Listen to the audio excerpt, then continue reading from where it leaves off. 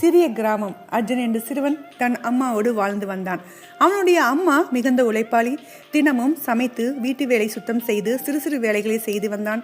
இது எல்லாமே அர்ஜுன் நன்றாக படிக்க வேண்டும் என்பதற்காக தான். ஒரு நாள் பள்ளியில் ஓவிய போட்டி ஒன்று அறிமுகப்படுத்தப்பட்டது.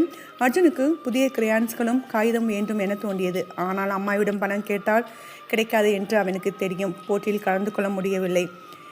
அன்று இரவு அவன் முகம் சோகமாக தெரிந்தது. அம்மா மெதுவாக கேட்டாள், என்னடா மகனே, ஏன் இப்படி சோகமாக இருக்கிறாய்? அர்ஜுன் போட்டியின் விஜயத்தை சொன்னான். அம்மா சிரித்துக்கொண்டே தன் பையில் இருந்த ஒரு சிறிய பெட்டியை எடுத்தாள். அதில் புதிய கிரான்ஸ்களும் ஓவிய காகிதங்களும் இருந்தன. அர்ஜுன் கண்களில் தண்ணீர் மல்கியது. அதை அவன் உணர்ந்தான். அம்மா எப்போதும் தம் தேவைகளை விட்டு கொடுக்காத மகனுக்காக தியாகம் செய்தவர். மறுநாள் அர்ஜுன் போட்டியில் வெற்றி பெற்றான். ஆசிரியர் இந்த போட்டியின் பரிசை யாருக்கு அர்ப்பணம் செய்கிறான் என்று கேட்டால் அதற்கு அர்ஜுன் பெருமையாக சொன்னான், என் அம்மாவுக்கு தான். ஏனெனில் அவரது அன்பே எனக்கு மிகப்பெரிய வலிமை.